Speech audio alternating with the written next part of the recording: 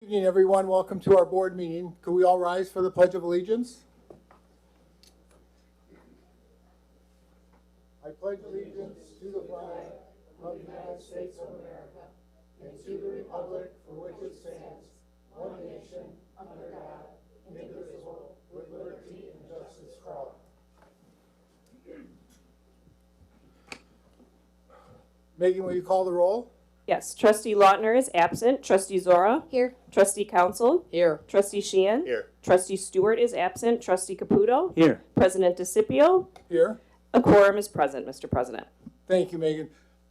Before we get going on the agenda, I'm going to take a little bit of presidential privilege here. We have an individual in our audience tonight. Kids are so important to us, not only to our families, to our community, to everyone involved. We have a young lady here who's celebrating her birthday, so I thought it would be neat if Emma could step up and we could all sing happy birthday to Emma.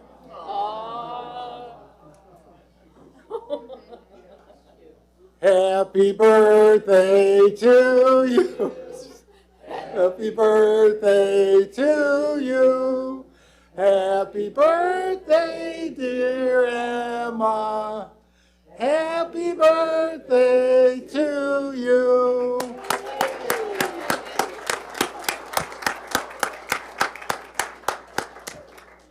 Happy birthday, Emma.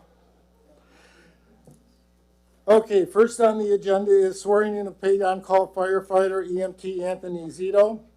Anthony was initially hired as a firefighter candidate in January of 2024 and has now successfully completed his probationary period requirements. During his probationary period, he has completed the Basic Operations Fire Academy, becoming a state-certified firefighter, and also completed emergency medical services training, and is now a licensed EMTBs. He has also been tested on general knowledge of policies, standard operating guidelines, apparatus, and equipment, and has passed a practical driving and pumping test for our fire apparatus. Anthony lives with his wife on Homestead Road in our village. Chief, will you do the honors?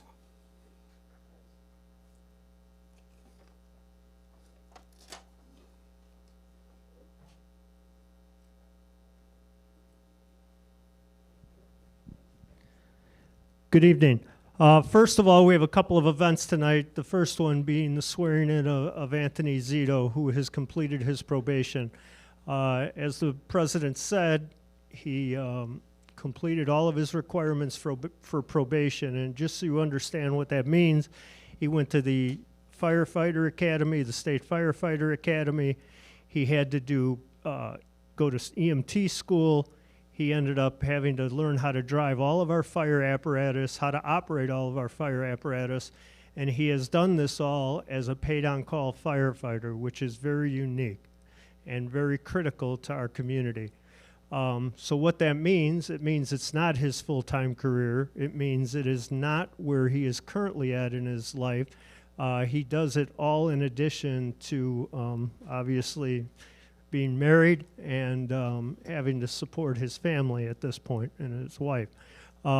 So in our community, it is absolutely critical that we rely on our paid-on-call personnel. It is a challenge. It many times it's a challenge, even now and then even later in life as other things happen in your life, to try and do this in addition to maintaining your family and a career.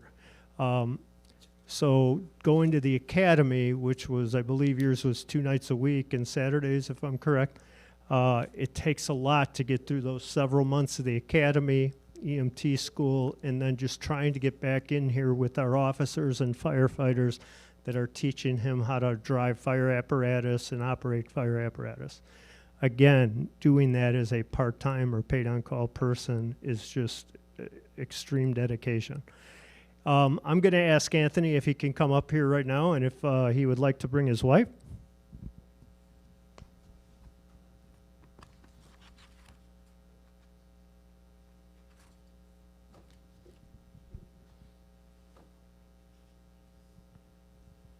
If you want to introduce your wife. This is Lauren. She is my wife. And she's also a barber, so if you guys ever need a haircut.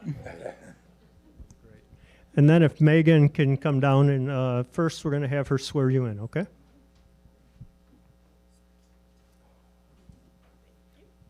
you could raise your right hand for me.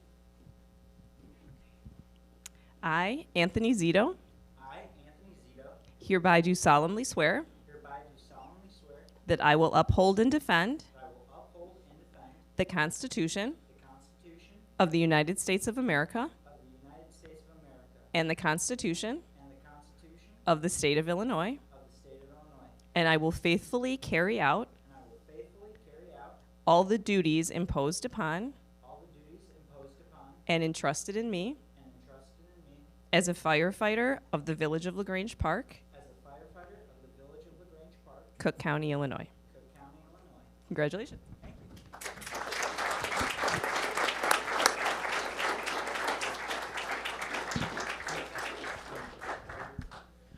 One of the traditions we have in the fire service, and many fire departments follow this, is when you are either sworn in or promoted, you actually get your official badge. And we follow that tradition, and we wait until they have completed their probation to get their actual badge as a symbol of accomplishment. And what we like to do, because family is absolutely critical in our department, whether it's the spouse, the children, there's a lot of time that they have to give up, a lot of sacrifices they make. We ask somebody to come up and actually pin the badge on our firefighter. So tonight, I assume it'll be your wife? It will be. All right, here you go.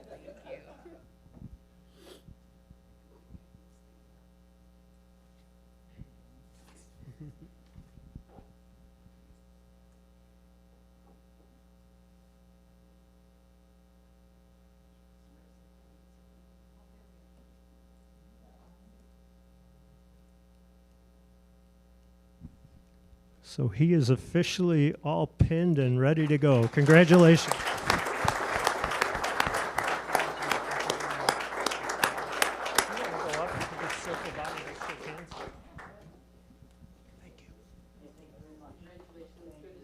Congratulations, welcome aboard. Appreciate it. Thank you. Congratulations, welcome. Thank you. Yeah, we don't want to ruin that, do we? You get me out already, huh? Great, thank you. Congratulations, Anthony. Go ahead, Chief. No, I'm good. Not really. Again, I would just like to say we have Anthony tonight, and we have 2 more firefighters coming up that are getting promoted. And I would just like to say it is seriously an honor and privilege to be here tonight and to see all of our firefighters here. I talked a little bit about the challenges, the commitment, and all of those that are here tonight that serve our village have made that commitment and those sacrifices. And they are there. There's no full-time firefighters coming except for our firefighter paramedics. The majority of our fire department is part-time and paid on call, and they are the ones that come when there's an emergency. And that's because they dedicated their lives and their time to this village and to their neighbors in most cases. So again, it's an honor and privilege to have nights like these, and we like to celebrate them. Next, we have a couple of personnel who are going to get promoted tonight. And promotion is critical in the fire service.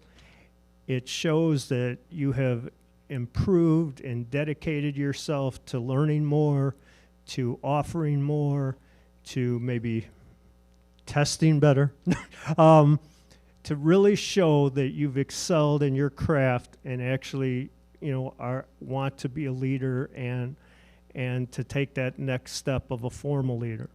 The fire service has a lot of leaders that are not formal. There's people that stay firefighters forever, but in the firehouse, they help lead.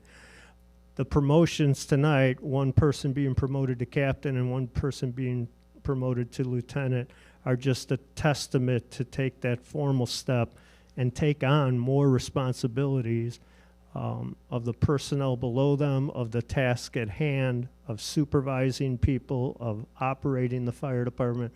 There is a lot that comes with promotion, especially again in our department, to where their time is limited and they are not, this is not their career, so there is a lot that has to get done, and they have stepped up and offered themselves in service to our village. So again, it's really a good celebration.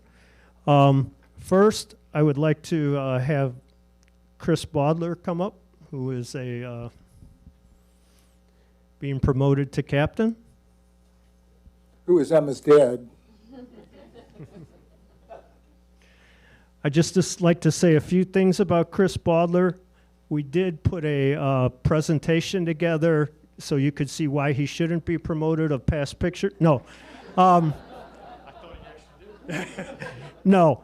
Chris goes back a long way with our department. Chris had actually started as a contract paramedic firefighter before he lived in the community and became a paid-on-call firefighter, a formal paid-on-call firefighter. He reminds me of that every time when we look at seniority. So Chris started with us in January of 2005, and in August of 2008, he joined our department as a paid-on-call firefighter and completing his probationary period in 2009. So for those of you who are not familiar with it, we have a contract company that we contract with, but technically their paramedics and firefighters are full-time and belong to the fire department. It's just a different way of doing things, but they are still part of us. And Chris was full-time with us for several years before he went on to a different career path. In October of 2015, he was promoted to paid-on-call lieutenant. He's been involved in many aspects of the fire department over time, including time with our technical rescue and hazardous materials response teams. In addition, he worked as an investigator, a fire investigator, and he currently works his full-time career. He's a supervisor with the Illinois Tollway Authority. So in addition to that, and his wife Megan, and his 2 daughters, he has dedicated his time to our department and our village and is stepping up to the next challenge this evening as a captain. So we congratulate him.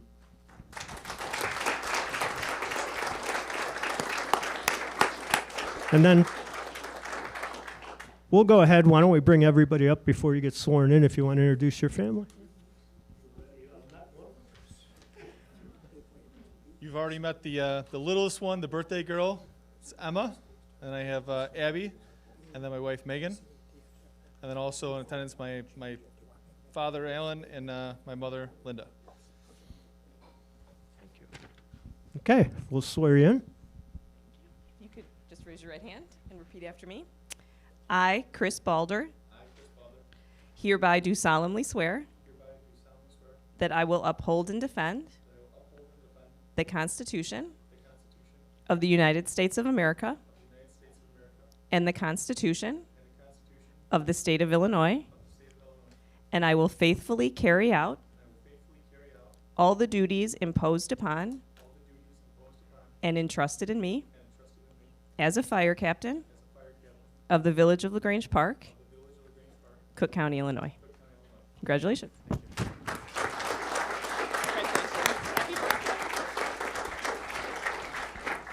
Great. And again, we will have the family, and we'll see who's going to do it.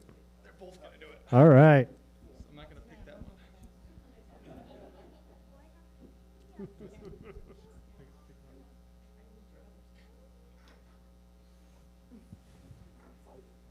Sorry.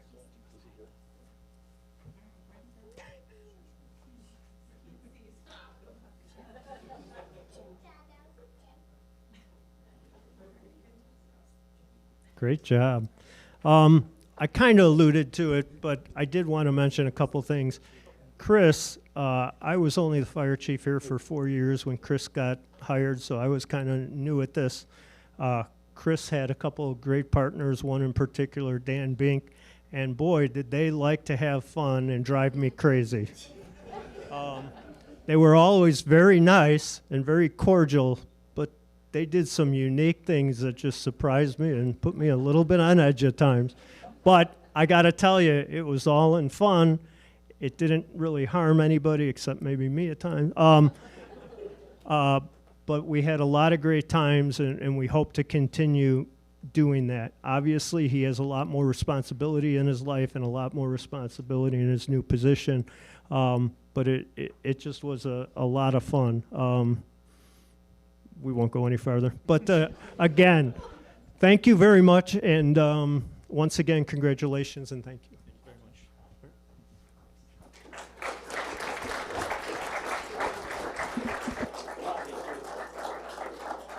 much.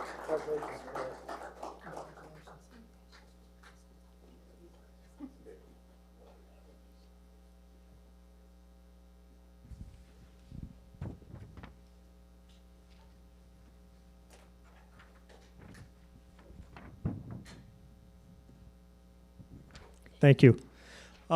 Next, if Evan, why don't you come on up? A couple things about Evan Lilly. Evan tonight is being promoted to the rank of lieutenant. He started as a paid-on-call firefighter in 2017 and completed his probationary period in 2018. Evan's extremely dedicated to this department and has been involved in many, many fire department activities. He has not been here, obviously, as long as Chris, but in his short time here, he has excelled in many various areas of the fire department and is always someone you can rely on, whether it's for calls, whether it's for all sorts of tasks, running errands, and also, for those who are not aware, he runs our Facebook Fire Department history page, and he is actually considered our department historian right now. He has brought so much history to life in our department and helped publicize it. It's just amazing. He's taken a lot of tasks on with photos and old journals, and this year's our 125th anniversary, and he actually hunted down the page where the fire department was founded from the handwritten journals years ago. So we appreciate all the work he does there. He also works with our Foreign Fire Insurance Board, and he keeps that business moving along. We've gone through a couple transitions, but he's helped Mike Hughes, who ran it, and some other personnel over the years. So he kind of kept us on task, getting our meetings, on target and staying true to our agendas. Right now, Evan, again, he is a paid-on-call firefighter with the Village of Grange Park. He is actually a firefighter EMT on another contract service in a neighboring community. So he works full-time at a neighboring community, lives in LaGrange Park, and serves us part-time and the village residents part-time. So that takes a lot of dedication.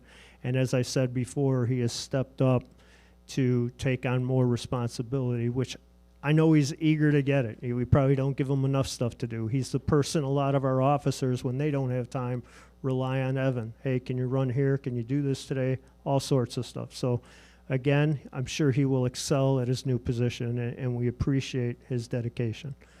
Why don't we go ahead and swear you in? You want to bring anybody up yet? Sure. Okay. So, just introducing everyone, I've got my family here, my dad, my brother, my mom, my girlfriend, and her family, her mom and her sister are here as well. But Julie, would you like to come up and pin the badge?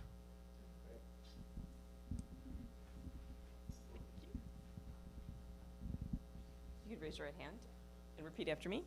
I, Evan Lilly, hereby do solemnly swear that I will uphold and defend the Constitution of the United States of America and the Constitution of the State of Illinois, and I will faithfully carry out all of the duties imposed upon and entrusted in me as a fire lieutenant of the Village of LaGrange Park, Cook County, Illinois. Congratulations.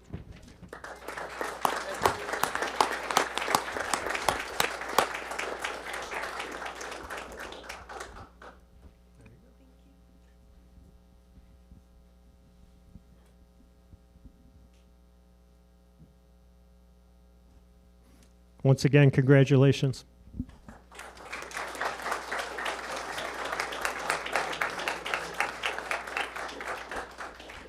Again, thanks for all of you who came out tonight. I apologize to District 102. Our firefighters are probably all going to leave in a hurry right now, so they don't have to stay for the board meeting, but they are more than welcome to stay if they'd like. But sometimes we kick them out. It's kind of our thing, so they can go have cake in the firehouse and move on.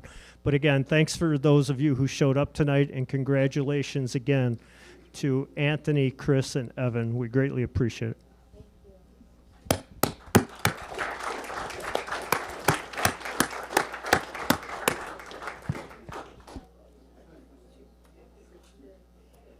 Happy birthday, Emma.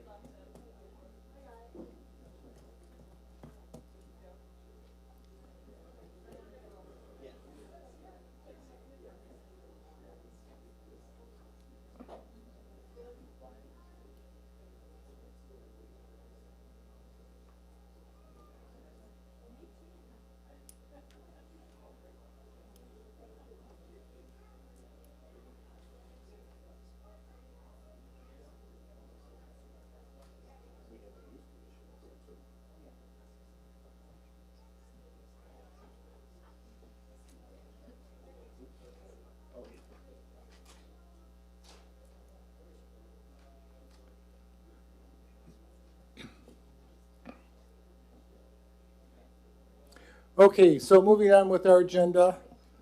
It gives me great privilege and honor tonight to ask Dr. Chris Covino to join us, Superintendent from District 102. I've asked Dr. Covino to come and present to the board and our community information on the current the referendum that's going to be placed on the ballot next week. This is for informational only. We've had a great history and tradition of working cooperatively with our school district. And so with that, I'd like to ask Dr. Covino if you would care to give us a presentation.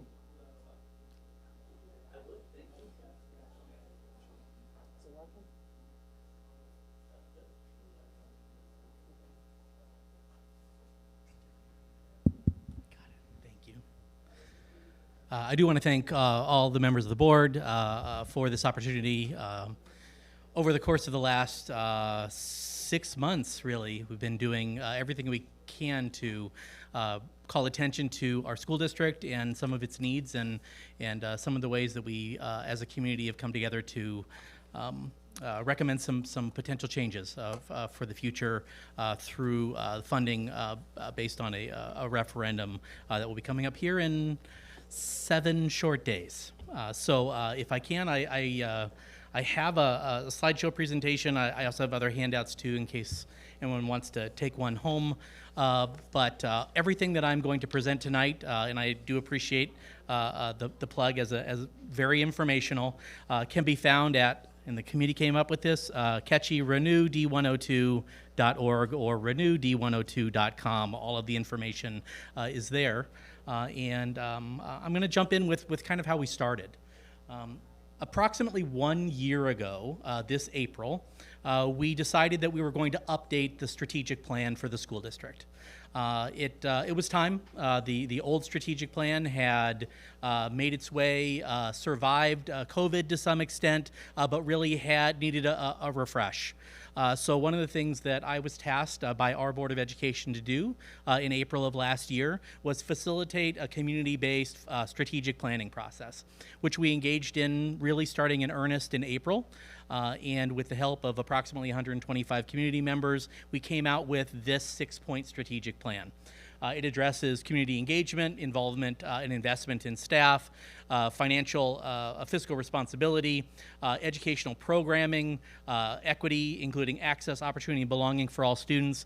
But I've put a checkerboard or a dashboard around the upper right-hand corner because the 6th prong we at the time called future-ready facilities, knowing that we had several needs in our aging school district that we thought could be addressed by the strategic plan. The plan itself charged us with putting together another community engagement series, which I happily began to facilitate. And that led us to what is now the current plan that we have proposed for the referendum that will go into voters' hands. I guess is already in voters' hands, but will end with voting day next Tuesday. We started with a community committee of about 35 people. And that committee started putting together ideas, listening to looking at data sets and listening to neighbors, community members, and figuring out what we needed to address, right, with our facilities in order to make them really great for our students. And we really emphasized from the beginning that this was never about a school district in decline. It was about a wonderful school district with amazing students and a very engaged community, right? Wonderful students who are already achieving at high levels, and how we could support that learning into the future with an investment in some of the things that we knew could benefit them and the staff and the community through investment in our facilities and also in our programming. So we began to have long discussions. They started in approximately a couple weeks into the school year, so September-ish timeframe. Almost every Monday, the group met until late October, where we began to invite the community in. We said, anyone who'd like to come, we'd like to share what the group has been discussing. And we held 2 community forums in October, and that led to a plan. And the plan is comprehensive. It touches every classroom. in every building in our school district. And will affects not only facilities but also programming. And I'd like to share some of the pieces of that plan here, but in general, it seeks to address these 5 areas: overcrowding in our elementary schools, upgrading safety and security measures, improving accessibility both inside the buildings and outside, updating our classrooms, creating new STEM spaces and labs inside of all of our elementary schools and for our youngest students as well, and addressing deteriorating building conditions. As many of you know, these are our 6 buildings. Some of them right here in Grange Park, others in LaGrange and Brookfield. In the end, what's I think important to understand is that at least 3 of our buildings, we're still trying to locate the exact year of, let's just call it birth for Park, since it was Nazareth before Park, are over 100 years old.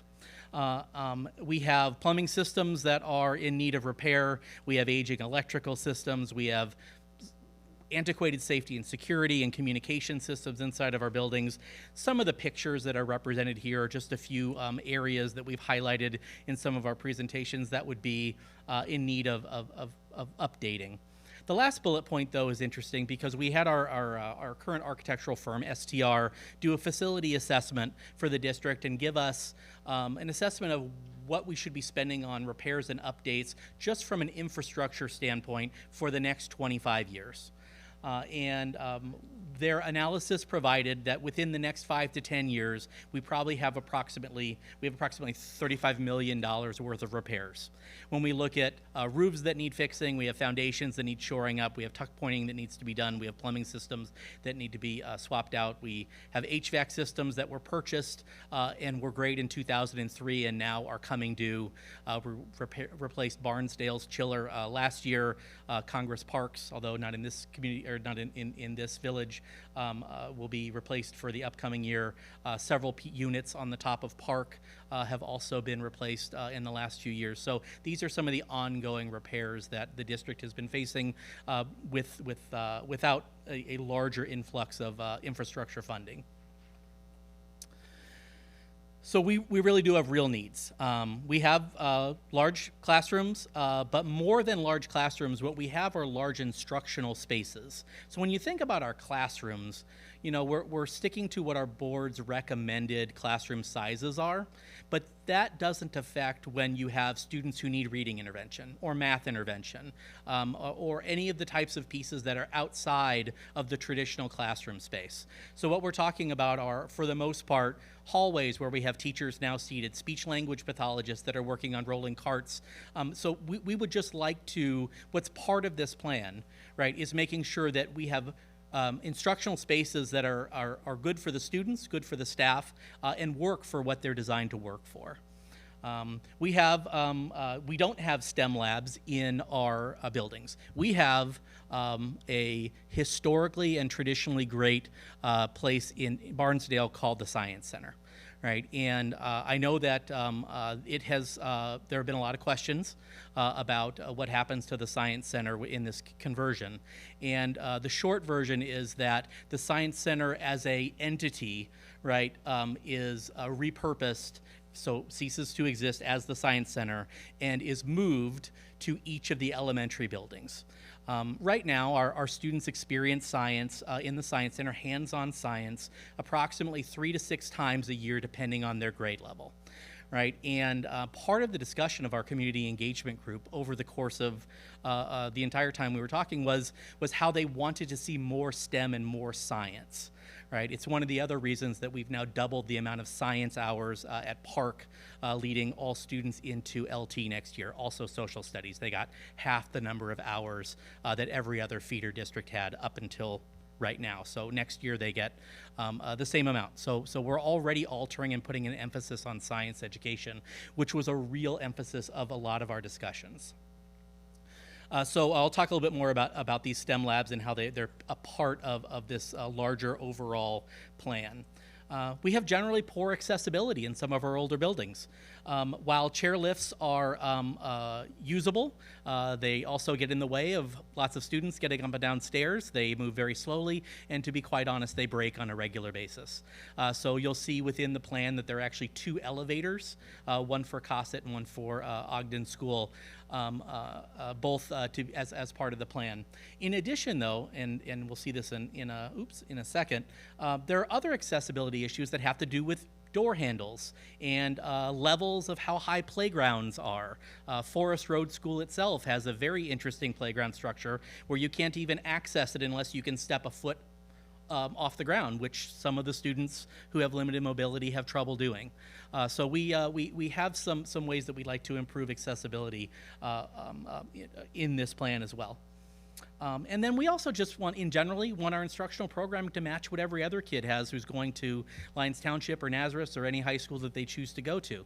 Right? And we, at the time, can make some internal changes, but we also want to make sure we have the spaces, particularly at Park, that are appropriate for those types of curricular opportunities. So, as I said before, the plan involves every school. In addition to knowing that we're making the schools better, we also believe that good schools mean good home values, good community spirit, and we know that the investment in our schools is an investment in the community overall.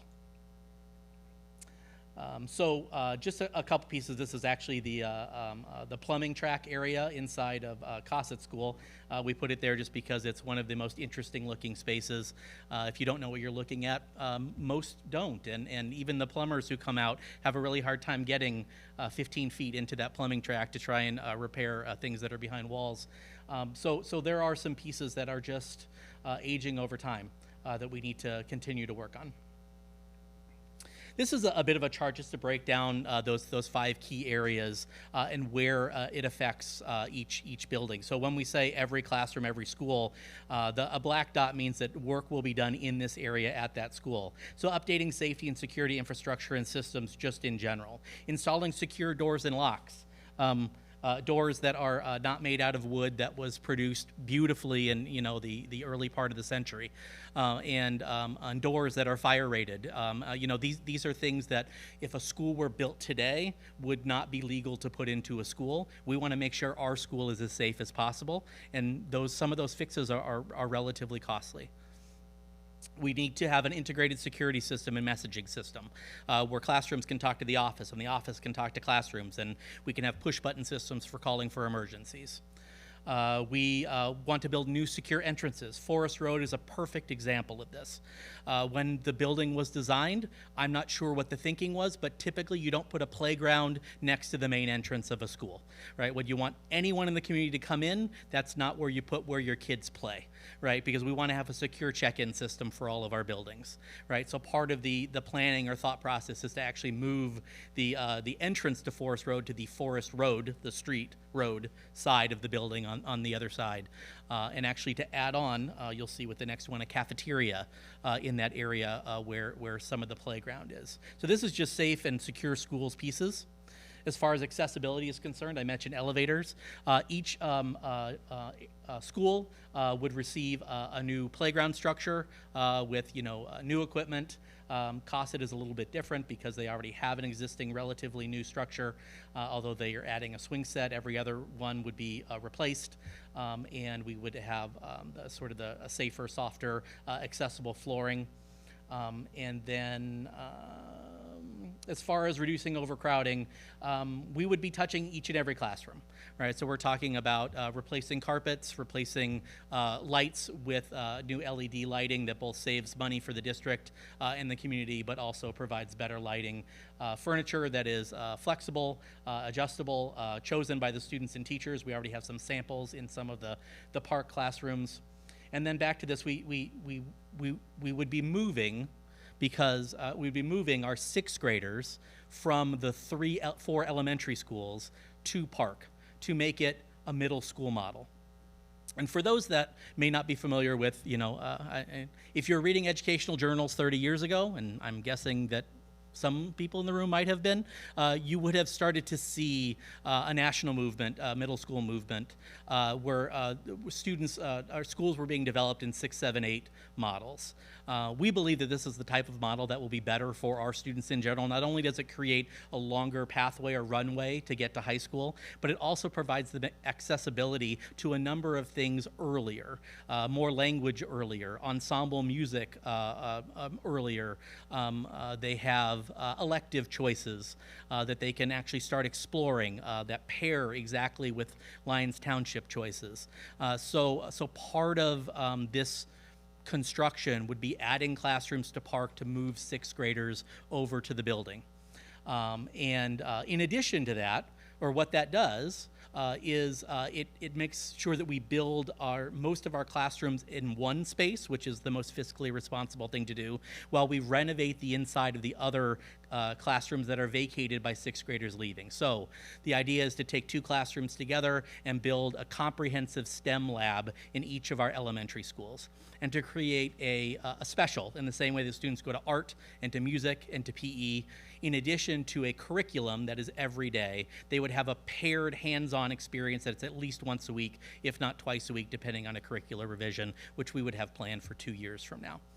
Right, so that's the hope and goal of the renovation of some of those spaces, and the creation of these labs that do replicate all of the pieces the current students currently experience in the Science Center. But I'll be honest, I have struggled with, and other folks who have talked about it have struggled with, the idea of taking that experience away from students. We have heard from graduates about how wonderful the experience of being in and going to the Science Center has been, and how it's led to careers in the medical field, into the science field, right? So it is one of these types of decisions in the planning process that was difficult. But what we wanted to do was ensure that those types of experience didn't die, right? But they got augmented and were available on a more regular basis, right? So it is a change, and it will be difficult. But at the same time, I am certain that there is more time, more financial investment on the part of the school district in our science education than there has ever been in the last couple decades.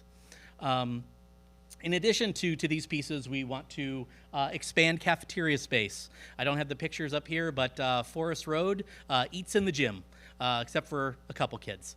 And that is quite a toll on the custodial staff, the maintenance staff every day to set up and take down and clean the gym. It also creates some real tight spaces when it comes to trying to figure out physical education and other gym-related activities in the building. So we would add a cafeteria space onto Forest Road to accommodate all of the students so they could have a proper space. There would be a new gym built onto Cosset, similar idea. They have all of their younger kids, first graders specifically, eating in the hallway outside of the cafeteria currently. And it's just not the most appropriate spaces for students to be, but it's what they need to do because that's the space that they have. So the gym would be added on, the current gym would become the cafeteria, and the very large multi-purpose room would likely become the STEM lab for Cosset School. So that's how we're thinking about this planning process.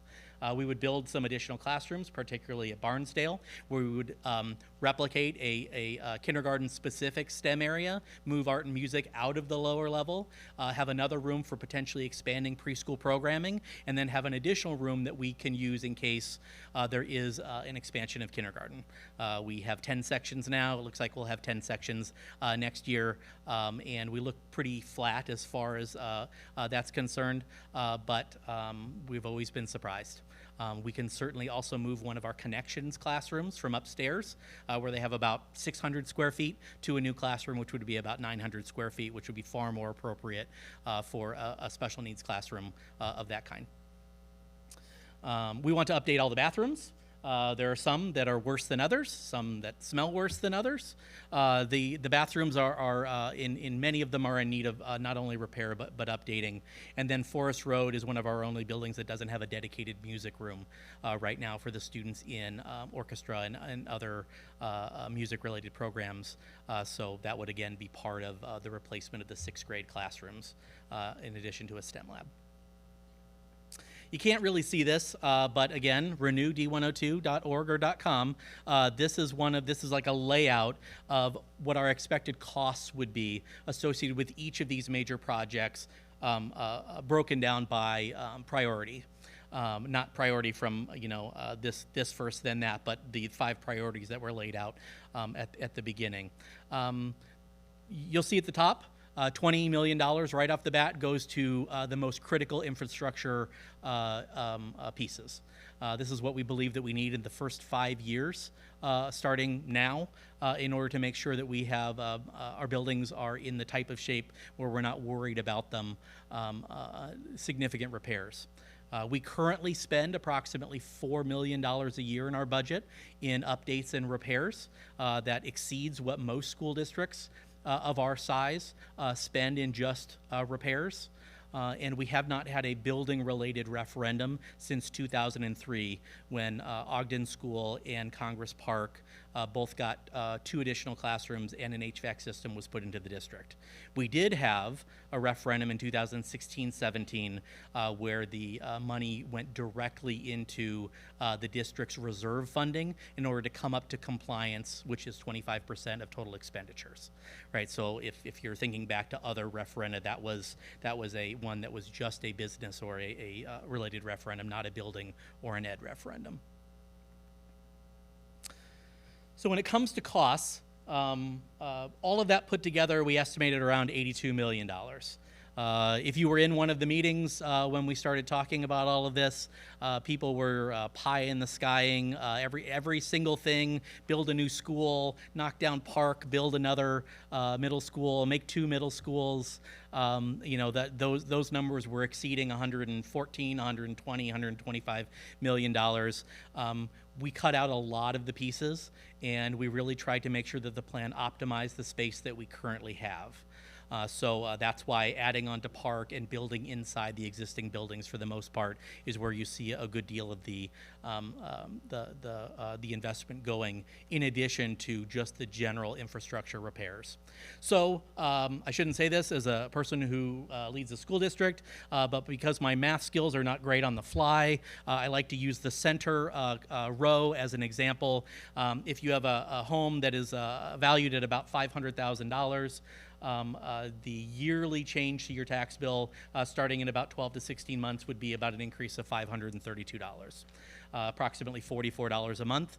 And then I like to use that column because you can double it if your house is double that amount, or you can have it, and it makes it relatively easy to do the math, right? But these are the numbers that Raymond James, our firm that we work with, provided us after an analysis of not only the way Cook County taxes work, but they've done this a number of times with a number of school districts, and they just confirmed these numbers about approximately 3 weeks ago, right? So this is as close as we can say that the numbers will be when the referendum passes.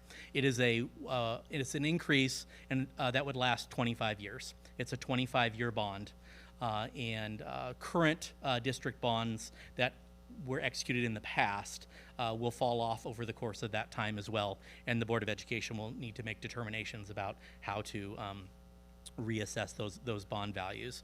But a question that's been asked by a lot of community members is, how long does this last? So the answer is 25 years. So in the end, obviously, these are our dates. This is a presentation that I've used with a couple different public bodies. We know that folks are voting early, and they're voting by mail, and we hope that everyone lends the referendum their voice, either up or down, and we'll know what to do as a district when we see what the results are on April 2nd. Be happy to entertain any questions or add information if something wasn't clear, or I tend to speak very fast. I apologize if something went by too quickly. No, it was a great presentation, Dr. Covino. I'll entertain any questions that the board may have. Any questions? Trustee Zora? Thank you very much for the presentation. I did attend one of the forums, so I'm familiar with what's going on. But I have received some concern also about the Science Center, and have fond memories of the Science Center from my kids too. So I know that they're going to add STEM labs to each school. Will the programming transfer, and what happens to everything in the science lab? I guess And what's going to replace the science lab at Barnesdale? Sure. So I'll take each of those separately. Right now, our science curriculum and our science center experiences don't work together, right? There may be some overlap in standards that are addressed, but currently what the students do on a daily basis in their science block is not related to what they do specifically, like leading up to or following up on what they do in the Science Center. The Science Center has discrete units of study that are very exciting, very hands-on, that the students experience while they're there. But what they're doing on a daily basis is not the same thing. So the plan, right, is as these STEM labs open in each elementary school, we time a curriculum review, which would be approximately 18 months to 2 years from now, right, so that it coincides with the opening of these STEM labs, so that we have the Science Center staff, which we would double, if not more than double, over the course of the next few years. So go from 2 science experts, Ms. Holt and Kelly, in the Science Center right now, right, and add an additional 2 to 3 staff members, so there's 1 person in each of our buildings, and then 1 remains at Barnesdale, right? And the students, and they would be critical with our elementary school teachers in choosing, piloting, and then picking a science curriculum that has hands-on practical components that then become extensions of what they're doing. So it all fits together, right? So the lab pieces, the equipment, the animals, everything moves into the elementary schools, right? And many of the same experiences, I'm sure, will still be in play because it is a very quality experience that the students are having at the Science Center right now. But I'll be really honest, it's not as quality in the day-to-day science, and we need to make that better. And we feel like this plan helps to do that. As far as the facility is concerned, our current plan is to use it for office spaces for the administration. I know it sounds hard to say, but rather than building a new building, we're going to just shift all of our administrators that are currently in the bottom floor of Park, right, out into the other buildings to optimize space.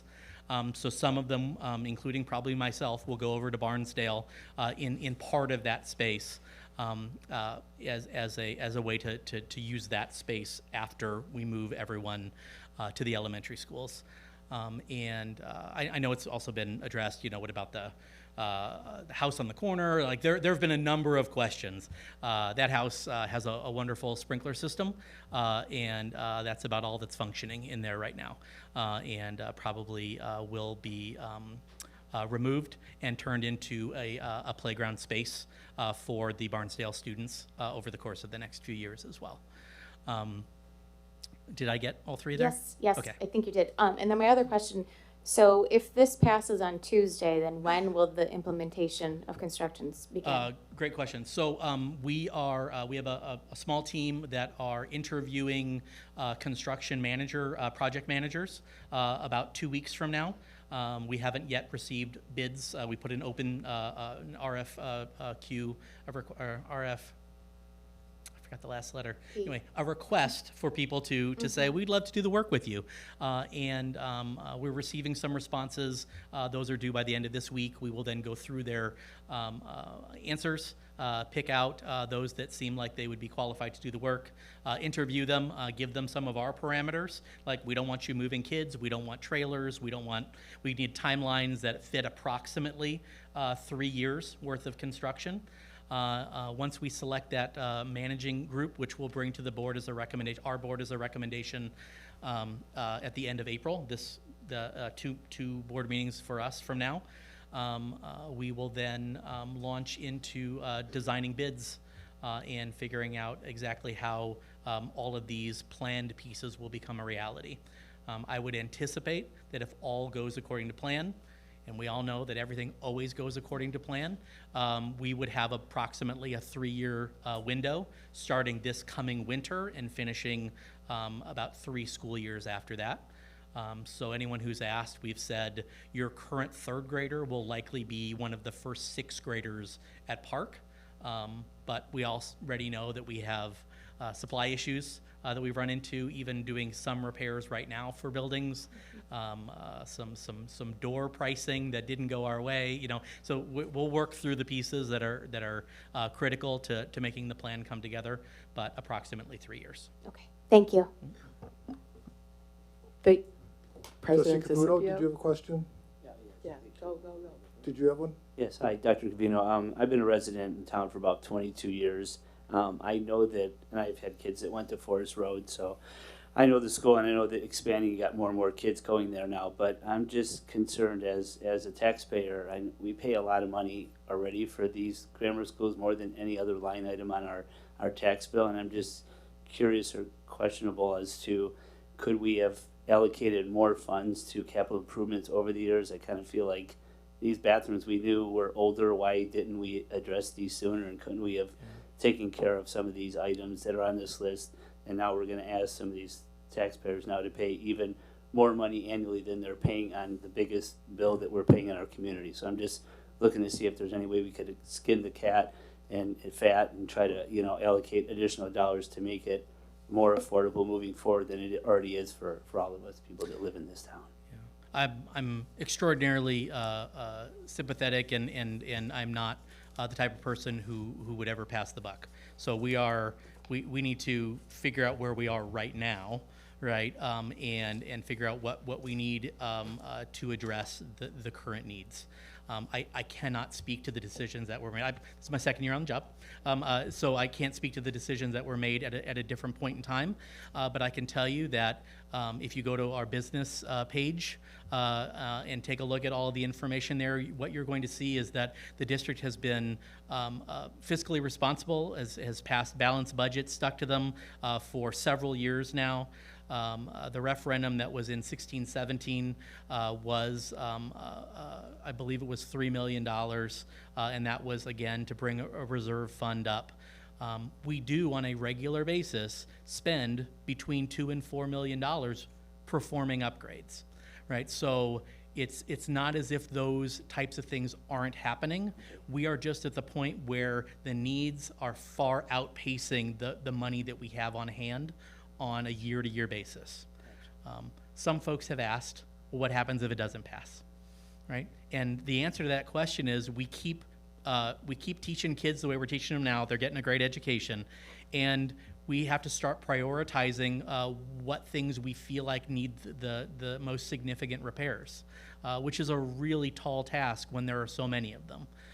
When I first saw that assessment report, I said, oh, is this like an estimate? He's like, no, here's a price breakdown, right? This roof will cost this much. This will cost, and that didn't even address the things like, new doors to replace 75-year-old doors. So there are pieces here that would be considered needs and really are part of the request.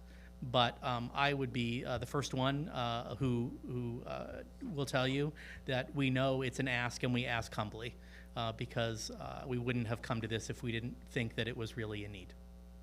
Gotcha. One further thing I have is the under safety and security updates, $1.5 million for a new entrance. I think that sounds pretty absurd. I think there's a way you guys could kind of try to reconfigure. Is that the Forest Road one or for the the Park Forest one? Road? Yeah, I Okay. think that's quite a big number. You could build a structure for that kind of money. To provide just a little insight that I learned a lot over the course of the last few months. The general construction prediction terms at the time we started this was $750 per square foot for new construction and $350 per square foot for existing renovation, right? So looking at a typical vestibule that has 2 secure entrances, moving over to the other side of Park, that was about the cost for that size of a change. I am certain that when a construction manager comes into play and we sit down with an architect, we will say, how can we make this work in the most financially, fiscally responsible way, right? And so we're of course committed to that. We know how important it is, and we know that the taxes are already at a level that people feel that they're too much. Yeah. Thank you for your time. That's all I have. Sure. Thank you. Trustee Council? Thank you, President DeCipio. I have a question regarding the Science Center. My son was a student in District 102 many years ago, and the Science Center was always a special place where they didn't get the actual feel for what science really was in the classroom, hence the trip to the Science Center being so special. I want to know what kind of curriculum are you planning, and will it be on a daily basis in each of these schools that the students would study science and have those experiences before they get to a science center setting, and would the science center setting still be as valuable, if not more valuable, because we need to start teaching these kids at an early age, really early age, what science means and what it's about. And I don't understand how this has happened, that they're not getting daily science regimen and at least monthly trips to the science center. And also I want to know why the science center was shrunk already. Okay. I couldn't agree with you more. And neither, and so could many of the folks that spoke up at our engagement meetings. Science is so important. It teaches critical thinking skills. It teaches people how to be creative. It teaches collaboration. It teaches sometimes you got to fail in order to succeed. We know that those are some of the skills that are inherent in the discipline of science. And like I said, I am a proponent of more, not less. But in this case, that means different, right? So when you ask what curriculum will we use, I don't know the answer to that, because we would use our science teachers and these science experts that we hire to be our in-building science experts in order to do that curriculum review and make that curriculum recommendation to our board through a research, a standards-based study process using the next generation science standards, of course, as a foundation. All right. And then to apply it, right, when we get to the point where we have the opportunity to have weekly hands-on science in addition to daily science curriculum. So we currently have daily science curriculum. It's somewhere between 30 and 45 minutes each day, depending on the grade level, in each of our elementary schools, grades 1 through 6. Right? And that looks very different depending on the grade level and depending on the standards. So it is not that science isn't happening, right? It's that it's not coordinated. It's not revised, the curriculum, for one, all right? But it's not coordinated with the hands-on practical approach that has been so valued at the Science Center over the course of many years now. So the idea is to have a better curriculum, and have a better curriculum that holds hands with a practical approach like students get a few times a year at the Science Center. Now, they only have a few times a year because whole classrooms go, and we have nearly 3,000 students, right? So kindergartners go, I believe, 3 times, older grades go up to 6 times. So they go on a regular basis, right? But it is a standalone experience which can be phenomenal, has been phenomenal, right? Rather than a weekly expectation, right? And I will be honest with you, having the Science Center as a separate experience actually takes some of the responsibility out of the hands of the general classroom. Like, they do their science, but they don't have the setup, the takedown, the actual practical pieces, because they're moving to math next, or they're moving to language arts next. And what the Science Center affords students, and what a STEM lab in each building would afford students, is the actual time to do the pieces that are critical to actually, like, doing the science, right? So I believe that we would be augmenting what we currently have. It would be different, and I know that it is already being lamented, that part of the plan. So I understand that. Part of the Science Center, approximately 1,000 square feet of it, was we put up a movable wall, and we moved our art and music program for Barnesdale down to the Science Center this year. The reason for that is because our Connections program, so our very specific and wonderful program for students with autism, has doubled in size at the preschool and kindergarten level, right? So we needed to make classroom space. We actually turned a teacher office into a Connections classroom, and then we used the existing art and music room to add another classroom to accommodate that academic programming. Now, part of this addition, right, is to move art and music into a first level room that's more accessible to students, as well as to move one of those connections rooms into a new classroom that is a more appropriate size. It's about a third the size that it should be for the type of programming that it has. Right, so that's the reason that a piece of the Science Center this year was repurposed for another academic space that was necessary for full programming at Barnesdale for the students. Trustee Sheehan, any comments? I do not, Mr. President. Thank you. Okay. Dr. Covino, I want to thank you for your efforts here. Everyone at this dais and at this table in front of me knows about aging infrastructure and the cost and the time and commitment it takes to do that. And our residents know that too. We also know about the mandates that are being put on us by the state. And you know, one of the biggest issues we have is security in our schools. I mean, unfortunately, I went to Forest Road School when it was K through 8. A whole lot of different times. Today, we're concerned about security, about our kids being safe on the playground entrances, things that we never thought of before. You know, we all like to have things the way we used to have them when we were growing up, but unfortunately, change is inevitable. And I believe in you guys, what you're doing, what you're trying to do. I attended the meetings like Trustee Zora did. You had a lot of community input. And I've heard nothing but good things about it coming from District 102. You have a big task ahead of you. You know, our residents are being stressed in every which way with taxes and funding and our lead service line that we're imposing because it's mandated on us by the state. These are not issues we want to do or we want to put on our residents, but to get to where we have to go, we have to do these kinds of things. Some of the things that you're suggesting are great ideas and they need to be implemented, but unfortunately it costs money to do that. Good luck to you and your staff and all those involved with you, and we'll look forward to next Tuesday and see how it comes out. I appreciate your time and your questions. Thank you, Dr. Covino. Okay, moving on. Public participation. Would anyone care to address the board? Please step up to the mic and give us your name. All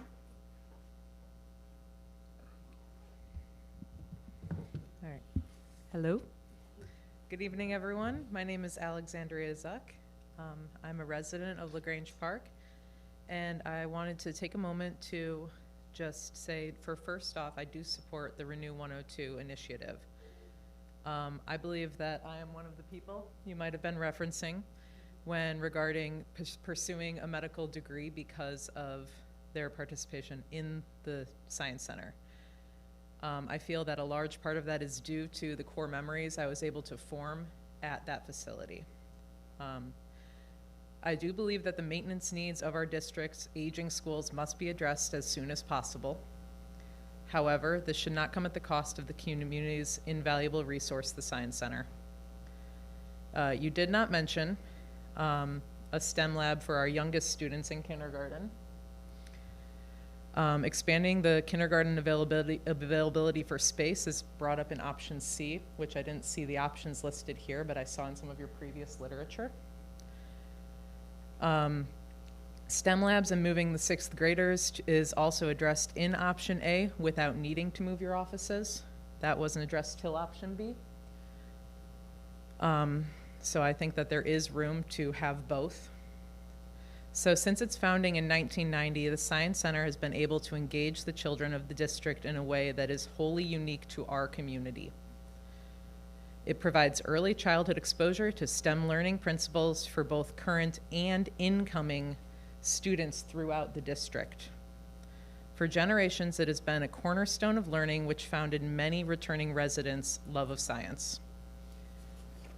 I'm a long-term resident of Grange Park. I have 3 children who will attend Barnesdale, Forest Road, and Park Junior High, all District 102 schools. I also had the privilege of attending both Forest Road and Park myself nearly 30 years ago. One of the driving factors for our move back to the area was the district schools. During college and my early employment, it became clear to me that exactly how unique the Science Center was. After sharing stories about my experiences at the Science Center, friends and coworkers would turn to me and emphatically state, "I wish I had had something like that growing up." It is a valuable asset for our community. Classroom learning should enrich, it should not replace this program. Science is sorely lacking in our current and upcoming students' curriculum, and this is unacceptable. We need to include science labs in all of our facilities to remain competitive as a district.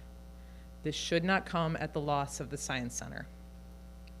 Having these additional resources only reinforces the learning outside of their daily curriculum. As a community, we are asking, why not both? All students deserve an equal opportunity to access STEM experiences in their day-to-day learning. Let's not remove the excitement around that learning that is provided by the Science Center. Stop trying to distract us by providing us with something which we should already have as a standard part of our children's curriculum. Frankly, I'm concerned how our district feels it can put such a heavy price tag on our children's learning while at the same time intend to remove access to this one-of-a-kind scientific resource. Please find somewhere else to put your offices. Thank you, Alexandra. I also, for the record, like to mention that I did receive an email from a 2000 graduate of Forest Road supporting the Science Center. Any other comments to the board? Okay, seeing none, we'll move on to consent agenda. Megan? Thank you, Mr. President. The items on this evening's consent agenda are as follows. A, approval of minutes. 1, Village Board meeting, February 25th, 2025. 2, Village Board work session meeting, March 11th, 2025. B, action, accounts payable and payroll summary, motion 1, to authorize the president and chairperson of the Finance Committee to sign the register for bills and authorize the treasurer and village clerk to sign checks in payment of operating bills and salaries as itemized in the check registers. And motion 2, to authorize the village treasurer and village clerk to sign checks in the payment of payroll and other bills that become due between this date and the next village board meeting, with subsequent approval of the payroll register and voucher register by the Board of Trustees at its next meeting. Motion to approve consent agenda is presented. So moved. Second. Motion and a second. All those in favor? Aye. Roll call. I'm sorry, Megan? Trustee Zora? Yes. Trustee Council? Yes. Trustee Sheehan? Yes. Trustee Caputo? Yes. The motion passes unanimously, Mr. President. Thank you, Megan. Next up, village manager's report. Julia? Thank you, Mr. President. I have 3 items to report on this evening. The first is regarding the upcoming State of the Village. Save the date for Thursday, May 22nd. The State of the Village for this year will take place at 30 North, located at Plymouth Place, from 5 to 7 p.m. Look for more information in the coming days about this event, to come hear about the work that we've been doing over the previous year and the work that we planned in the future. The second item I wanted to report on is that this week the village received updated preliminary plans for the Gardner School, which is a preschool daycare that is interested at locating at where the former old unoccupied Fifth Third Bank in the Jewel Outlot site is located off of Sherwood. So we received those updated plans just this week. More to come on that. The final item I wanted to report on is regarding the village's budget. This is the fiscal year 25-26 budget. We will be holding a public hearing on this budget here in this room on April 8th at 7:15. You are all welcome to attend. And that concludes my report. Thank you, Julia. Moving on to Administration Committee, Trustee Council. Thank you, President DeCipio. The administration report is as follows. The ADA Transition Plan Public Engagement Survey. The village is in the process of creating an American with Disabilities Act transition plan for public sidewalks throughout the village. A critical element of the planning process is gathering feedback on the pedestrian routes and travel habits of our residents through a public engagement survey. We invite residents to complete the survey online or in person at the Village Hall. Visit the village's website for more information, and thank you for your help in making Grange Park more accessible for everyone. Community Arbor Day nominations. National Arbor Day is April 25th. The village is accepting nominations to plant a tree in honor or in memory of a person or group that has made a positive contribution to the community. Trees are planted in a public space during a ceremony, and a small plaque is installed at the base of the tree. Visit the village's website to download the nomination form and submit your nomination by April 4th. Contact Stanley Backledge for more information. Community Volunteer Day. The village's annual Community Volunteer Day will take place Saturday, May 10th from 9 a.m. to 1 p.m. Volunteers will provide assistance to older adults in the community who need help with basic lawn care and spring cleaning. This day of service is a great opportunity for individuals, families, and organizations to support their neighbors and make a positive mark on the community. Visit the village's website to register for the event or to request volunteer assistance. Contact Maggie Jar for more information. Thank you, and that concludes my report. Thank you, Trustee Council. Building and Zoning Committee, Trustee Zora. Thank you, Mr. President. I'd like to report the building department activities for February 2025. 34 building permits were issued in February 2025 compared to 34 in 2024. As of February, the pace of permit submittals year to date is trailing the pace of submittals at this time last year.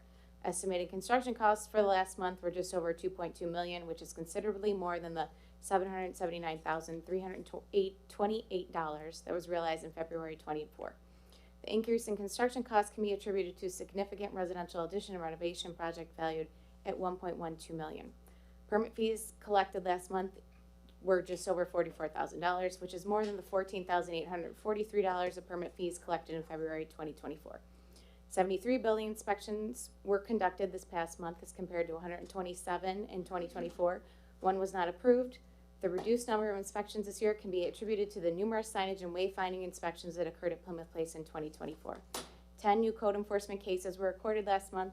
2 of these projects were closed out and 8 remain.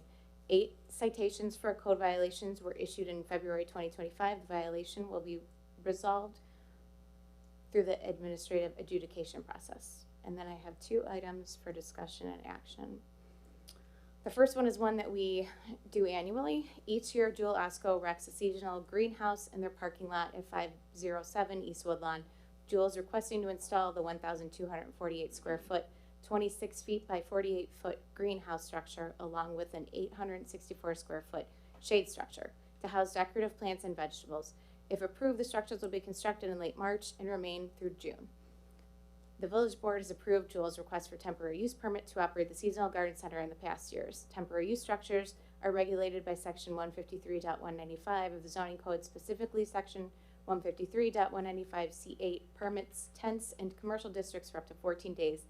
Section 153.195C9 permits temporary retail stands in commercial districts up to 250 square feet. In this case, village board approval is required because Jewel is requesting to install a greenhouse and shade structure that do not comply with the time frame or size requirements of the code. Staff recommends the approval of the temporary use permit for Jewel Osco to allow the installation of a temporary greenhouse and accompanying shade structure. I'd like to make a motion to approve a temporary use permit for Jewel Osco to allow for the construction of a 1,248 square foot temporary greenhouse structure and an 864 square foot temporary shade structure for seasonal retail sales to be occupied on or after March 26, 2025, and to be removed no later than June 2025. Second. Motion and a second. Discussion. Trustee Zora. As I said, we do this annually, and I think it's gone well every year. I don't see any reason not to approve this. Thank you, Trustee Zora. Any other comments from the board? Seeing none, Megan, call the roll. Trustee Zora? Yes. Trustee Council? Yes. Trustee Sheehan? Yes. Trustee Caputo? Yes. The motion passes unanimously, Mr. President. Thank you, Megan. I have one more item. This is another item that we've been doing since 2020. In 2020, in response to COVID-19 pandemic and the regulations contained in the Restore Illinois plan, the village board approved an ordinance allowing for temporary outdoor dining. The ordinance allowed existing restaurants to apply for a temporary use permit to engage in outdoor dining through December 31st, 2020, ordinance number 1130. The ordinance also allowed the approval for temporary outdoor dining to be issued administratively rather than requiring the typical 3 to 4 month zoning review process. The village board went on to approve 5 extensions of this policy. Under Phase 5 of the Restore Illinois plan, the economy has since fully reopened and indoor dining restrictions have been lifted. Despite resuming typical business operations, the village has observed that restaurants want to continue to offer outdoor dining as a way to extend dining capacity and provide patrons with multiple dining options. In order to provide continued support to our restaurant community and given the sustained interest in outdoor dining for both restaurant owners and patrons, staff recommends adopting an ordinance allowing for temporary outdoor dining through December 31st, 2025. Restaurants that were previously allowed to provide outdoor dining will be required to obtain a new temporary use permit and any required building permits before proceeding. I'd like to make a motion to approve an ordinance allowing for temporary outdoor dining. Second. Motion is second, discussion, trustee Zora? Thank you. I think all of us want to support our local businesses, and this has been very successful. I enjoy outdoor dining. I think all of you do too. So I'm in favor of this. Any other comments from the board? Seeing none, Megan, call the roll. Trustee Zora? Yes. Trustee Council? Yes. Trustee Sheehan? Yes. Trustee Caputo? Yes. The motion passes unanimously, Mr. President. Thank you, Megan. And Thank you. trustee Zora. Thank you. That's all I have. Okay, moving on to Engineering Capital Projects Committee, trustee Zora. No, I have this for trustee Stewart. The bidding documents for the village's annual sewer-related programs, including sewer cleaning and video project, sewer lining project, and sewer point repair projects were completed. The projects were bid in February. Results were reviewed. Work continues on the plans and specifications for the village's 2025 water main improvement project, which will be focused on the design water main replacement on Kings Court and Castle Circle. It is anticipated this work will be bid in April of 2025. Director Ratty and our office continue discussions with the Cook County Forest Preserve District regarding existing village license agreements it has with them regarding various storm sewers that flow to the Salt Creek. We also reviewed the permitting process for work that will occur within the Forest Preserve related to Headwell Replacement Project, the Central Area Sewer Separation Project. We are working on acquiring necessary information to complete the permit applications to complete the sewer televising in this area. And that is all I have. Thank you, trustee Zora. Okay, moving on, Public Safety Committee, trustee Caputo. Thank you, President DeCipio. I have about 4 items on my agenda here. First one is the Police Department report, monthly report. A total of crimes reported for the first 2 months of 2025 are 37. Traffic enforcement is at 388 total tickets issued through February of 2025. Overall police activity for the month of February is at 1,027 total incidents. Of those 1,027 incidents, 31 were assisted to the fire department, 172 were self-initiated building or park checks, 180 were traffic stops, and 75 were closed home checks. Department members attended 338 hours of training, along with the completion of required monthly online training and Lexipol training bulletins. 68 hours of field training were completed within the month. Bernice Branch was hired for the position of records clerk.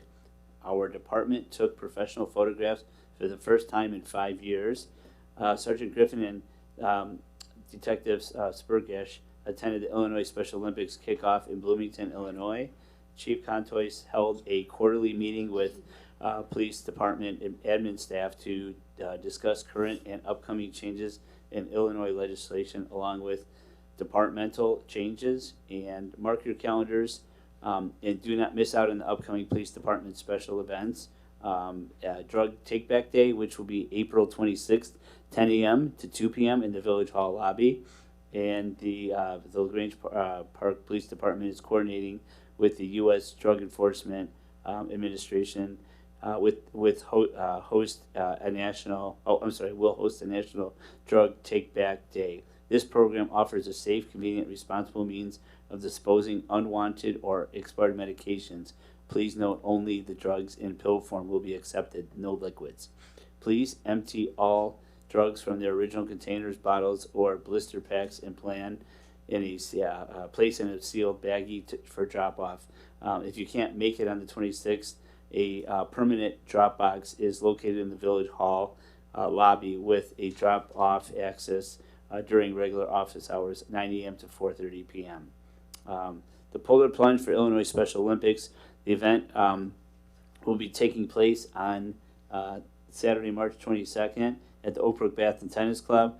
The plunge starts at 1 p.m. More information can be found on the Police Department Facebook page, including how you could donate to this cause. Please follow the Police Department on our Facebook page at Grange Park Police Department, our Twitter account, LaGrange PD, and Instagram at LaGrange Park PD. And a friendly reminder about securing one's personal properties at all time. Please lock your vehicles and residence, especially during overnight hours.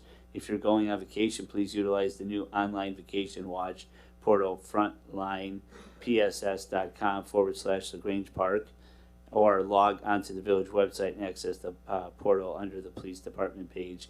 If you do not have internet access, please feel free to fill out a vacation watch card at the police department between the hours of 9 a.m. and 4:30 p.m. On to the fire department report for the month of February. EMS incidents this month were 168. There have been 381 year-to-date compared to 322 year-to-date in 2024. Fire rescue incidents this month were 36. There have been 101 year-to-date compared to 101 year-to-date last year. EMS staff provided a CPR class for the Montessori Children's Place. Staff participated in the Heroes versus Heroes game against the Mighty Patriots, the Park Junior High School Special Olympics team.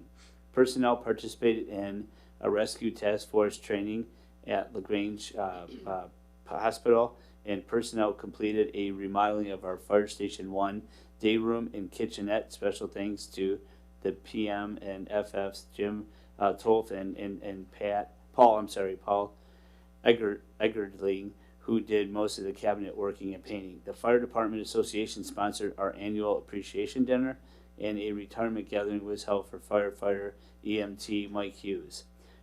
Ambulance 1214 was hit by a vehicle on 31st Street while crossing the railroad tracks.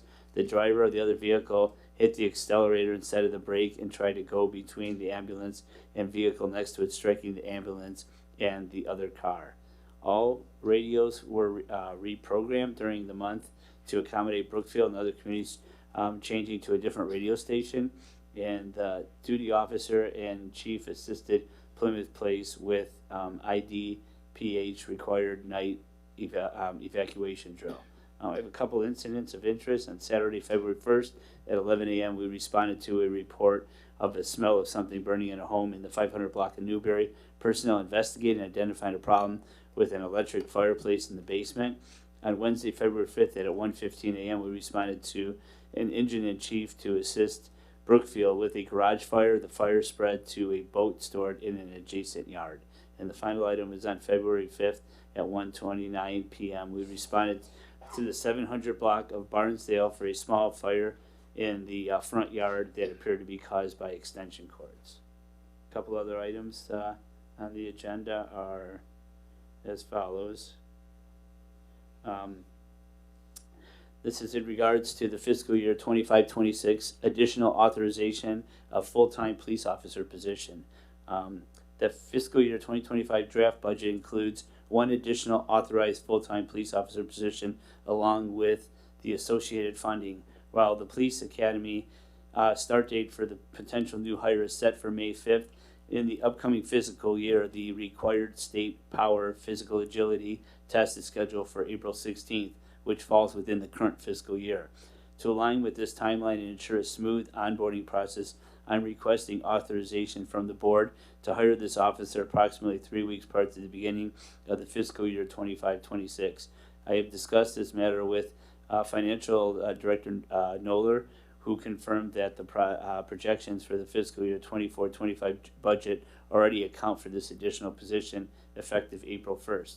This adjustment would not only allow the recruit to complete the necessary requirements, but also allow staff adequate time to ensure that the recruit is upfitted with all required equipment and uniforms for the police academy. This matter was discussed by the Financial Committee at its March 18th meeting and was fully supported. The committee further recommended that it be brought before the village board for approval at tonight's meeting. The recommendation is for discussion and action for the staff recommending that the village board approve the early onboarding of the additional authorized full-time police officer position that is in the fiscal year 25-26 budget as to accommodate the police academy requirements. And the motion is to approve the onboarding of the authorized fiscal 25-26 additional full-time police officer position effective April 1st of 2025. Second. Yes, I feel this is a necessity. I know we've been short-staffed with the police department for a while, and if we had it in the budget and we really need this officer and we need to get him or her onboarded with the training to not lose any time or any ability and the uniforms and so forth. I'm in full support of it being approved. All right, any other comments from the board? Trustee Sheehan? Thank you, Mr. President. Just for clarification, I 100% support this, directed towards staff and maybe Commander Morocco too. So this will bring us up to 22 sworn for next year. If we have personnel transfer or retire, we'll still be at 22. It'll be next person up on the list, correct? This number 22 is here to stay. Okay, that's all I have. I support. Thank you. Any other comments? Commander, any other additional comments? Seeing none, Megan, call the roll. Trustee Zora? Yes. Trustee Council? Yes. Trustee Sheehan? Yes. Trustee Caputo? Yes. The motion passes unanimously, Mr. President. Thank you, Megan. I have one more item on my agenda. This is regarding the adoption and approval of the 2024 Cook County Multi-Jurisdictional Hazard Mitigation Plan. The purpose is to adopt the 2024 update of the Cook County Multi-Jurisdictional Hazard Mitigation Plan. General background is the hazard mitigation planning for Cook County. Beginning in 2011, Cook County, under the leadership of Cook County President Tony Preckwinkle and the coalition of key stakeholders, began the planning and development process for the Cook County Multi-Jurisdictional Hazard Mitigation Program, also known as HMP. This plan is designed to prepare for and lessen the impacts of specific natural hazards, responding to federal mandates in the Disaster Mitigation Act of 2000, Public Law 106-390. The coalition was formed to pool resources and create a uniform hazard mitigation strategy that can be consistently applied to the defined planning area and used to ensure eligibility for specified grant funding sources. Working together, the first ever Cook County HMP was adopted in 2014, making Cook County's HMP the largest in the nation. The planning area for the hazard mitigation plan encompasses Cook County and includes the incorporated and unincorporated jurisdictional areas of the county and the Metropolitan Water Reclamation District of Greater Chicago service area. The result of the organizational efforts has been to produce a federal emergency management agency, also known as FEMA, approved HMP and an Illinois emergency management approved HMP.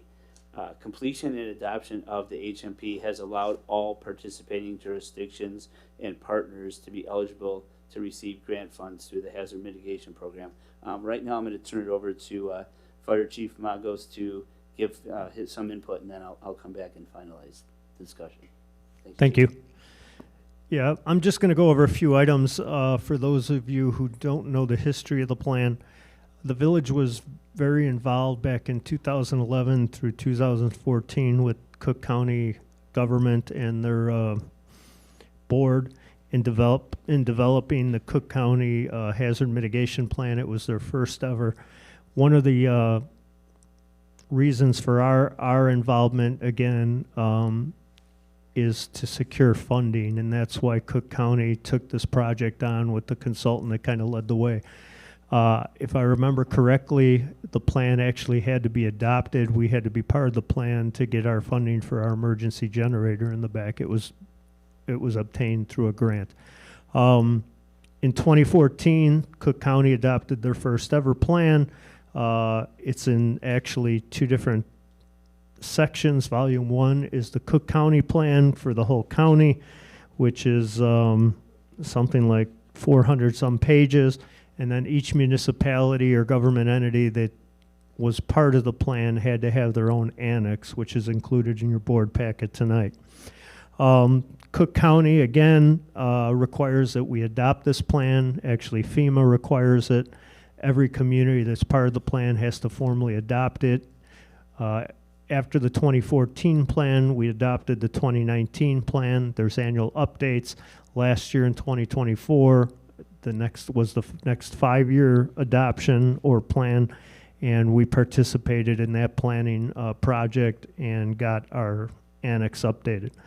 So again, it's required that we do this. and then our information gets submitted to FEMA, our resolution that hopefully will pass tonight, that we've adopted it. We have to prove that we've adopted it. There's about 125 other participants, mostly communities, but some other districts that are part of the 2024 plan, at least the annex portion. Couple things in your packet. All natural hazards had to be accounted for, so the whole goal is how to mitigate these hazards, again, from a planning purpose, but also to do this to make sure you're working on projects that mitigate hazards to turn around and get grants for that. In your packet, again, it talks about the specific ones that are addressed in the plan: dam or levee failure, drought, earthquake, flood, severe weather, severe winter weather, tornado, and wildfire. In this plan, last year, over 1,500 mitigation projects were identified. One of the parts of our project is when we update our plan, we list different types of projects that the village is trying to do to help mitigate hazards. Most of ours have revolved around flooding, and several have been implemented. We have to rate them, show how important they are, where they end up on our list, and give annual updates where we're at. Another highlight, there's two additional jurisdictions in the 2024 plan that didn't participate in 2019, so the county is kind of proud of that. And then there are 14 jurisdictions in Cook County that chose not to participate with the county, but that is because they reside in multiple counties and participate with their neighboring counties. The other part of the memo that, again, which I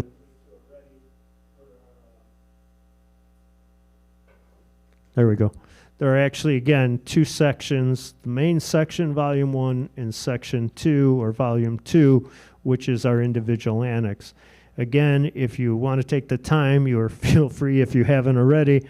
The Grange Park Annex in whole is part of your packet and your agenda packet.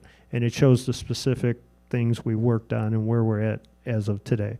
So again, tonight's resolution and action requested is required so that it can be submitted to FEMA and we can re-identify or reconfirm that we are eligible for additional federal funding. Thank you, Chief. So the recommendation is for the staff to recommend approving the attached resolution allowing for the Village of LaGrange Park to accept, approve, and adopt in their entirety, number 1, volume 1, number 2, the county-wide mitigation action in volume 2, and 3, the Village of LaGrange Park jurisdictional annex of volume 2 of the 2024 Cook County multi-jurisdictional hazard mitigation plan. And the motion is to approve a resolution authorizing the adoption and approval of the 2024 Cook County multi-jurisdictional hazard mitigation plan. Second. A motion, second, discussion. Trustee Caputo? Well, as I described in this item here, and Chief Magos added to what the importance and necessity and needing to move on with this procedure and doing it from prior, I endorse it and I'm in favor of it. Thank you, Trustee Caputo. Any other comments from the board? I would just like to add, Chief, kudos to you and all the effort that you and your staff put into this document. It's voluminous with all the information in here and what it's gone from in 2000 and would you say when we started going to this? And if you read through it, and every item is checked and balanced, and a lot of work went into this, and I want to thank you for doing that. I appreciate it, but I would like to say that although I did the original work, staff had a lot of input overall, especially with the various projects that they've identified over the way in their input. Okay, to all those involved then. Megan, call the roll. Trustee Zara? Yes. Trustee Council? Yes. Trustee Sheehan? Yes. Trustee Caputo? Yes. The motion passes unanimously, Mr. President. Thank you. Thank you. Megan. That concludes my items on my agenda. Thank you, Trustee Caputo. Moving on to Public Works Committee, Trustee Sheehan. Thank you, Mr. President. We'll start off with Public Works report for February. Public Works repaired 8 water main breaks during the month to replace 1 lead service line. Numerous snow and ice events occurred. Staff salted and plowed 1,453 miles of roadway using 189 tons of salt. Staff also completed 1 anti-ice application on main roads. Staff recalibrated the salt trucks with a representative from Certified Power. 1 storm sewer frame and basin were repaired.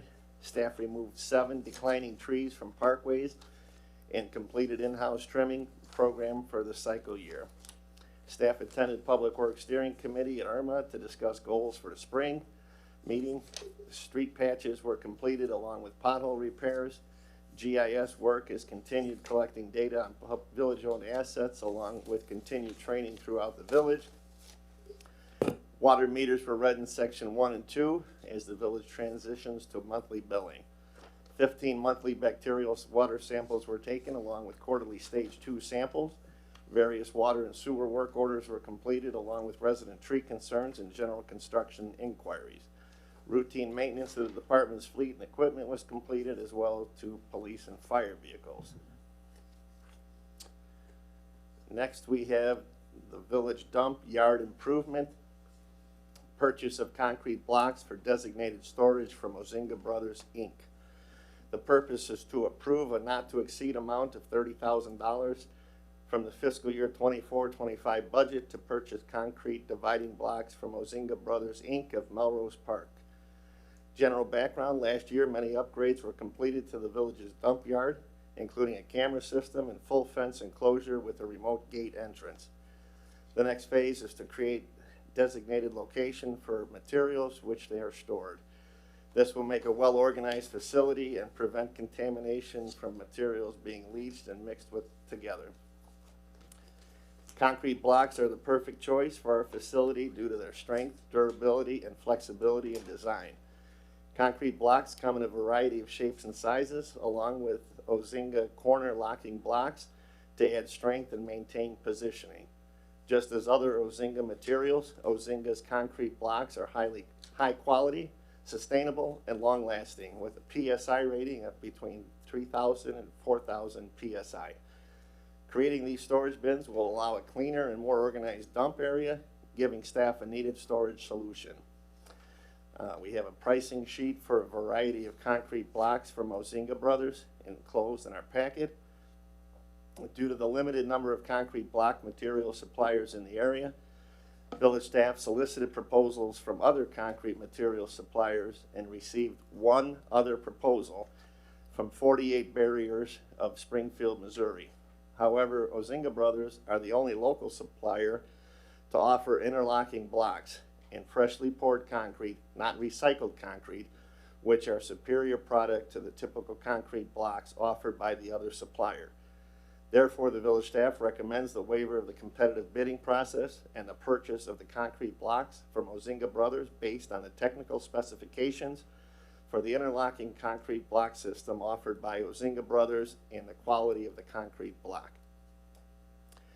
In the current fiscal year 24-25 budget, $30,000 is allotted for concrete blocks for dump site in the water fund, 500-70-82000.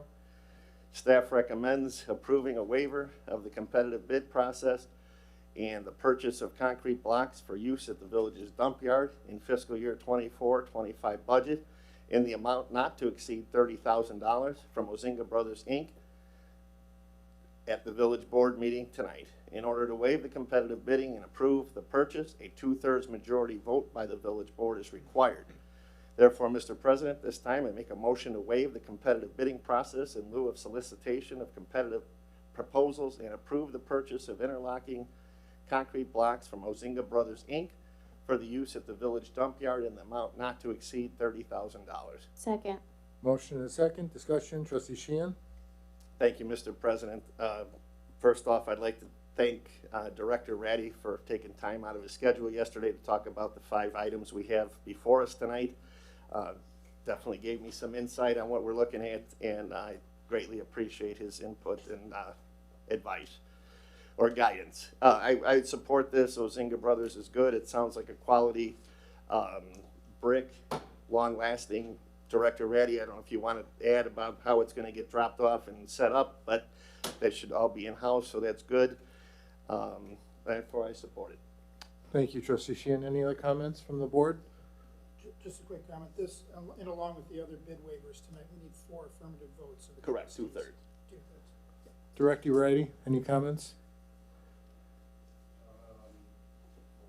I mean, not really. I mean, it's pretty self-explanatory. I mean, it's like putting Legos together to create a nice storage area for a lot of our material that we have down at our dump site. So we're just trying to make it nice, keep it clean, and not go all over the place since we've made some nice improvements. So just another additional improvement to a nice facility down there. Thank you. Megan, call the roll. Trustee Zora? Yes. Trustee Council? Yes. Trustee Sheehan? Yes. Trustee Caputo? Yes. The motion passes unanimously, Mr. President. Thank you, Megan.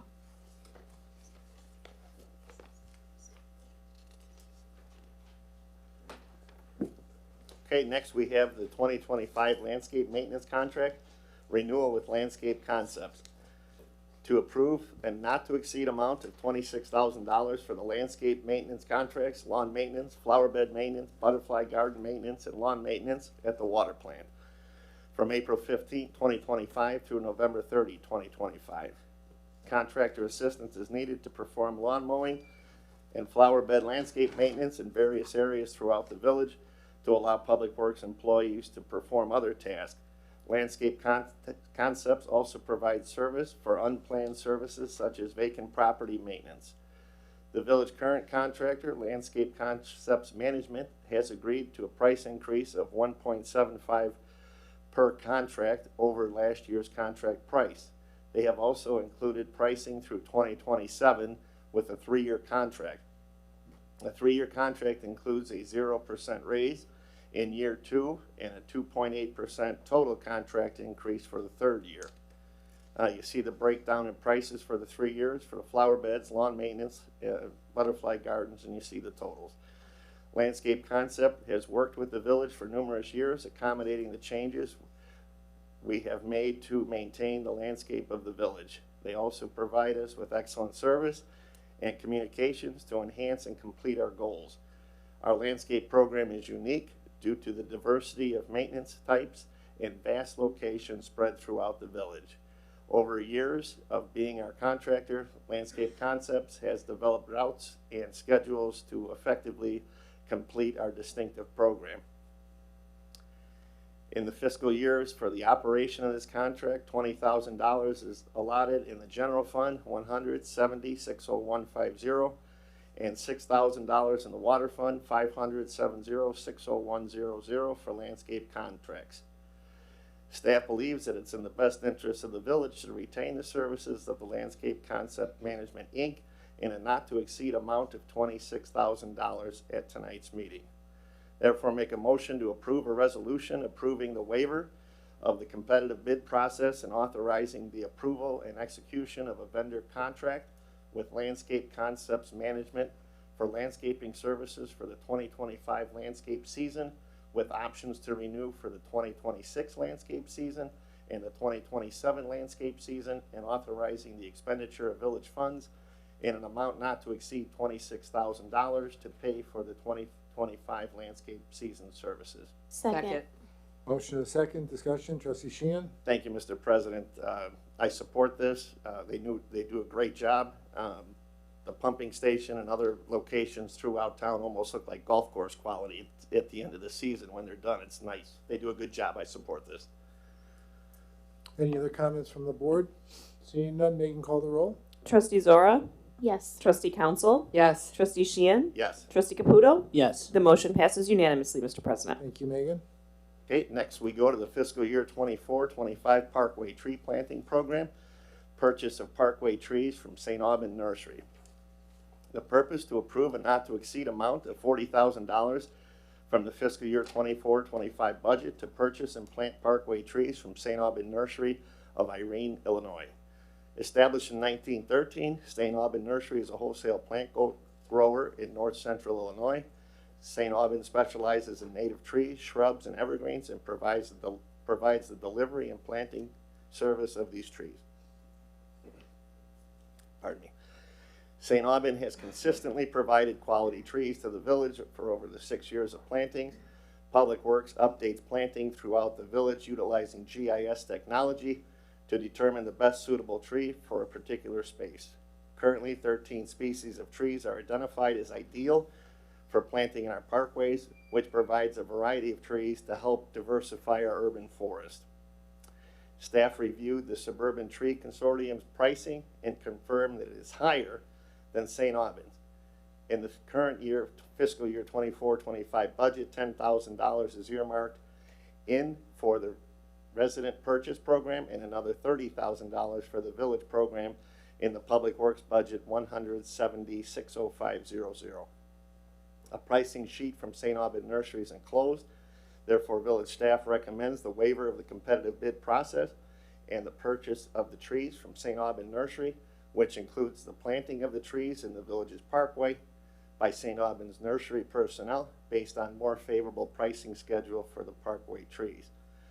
You see the numbers for the village planting program for the fall and spring, 24 and 25, resident purchase program, the number of trees.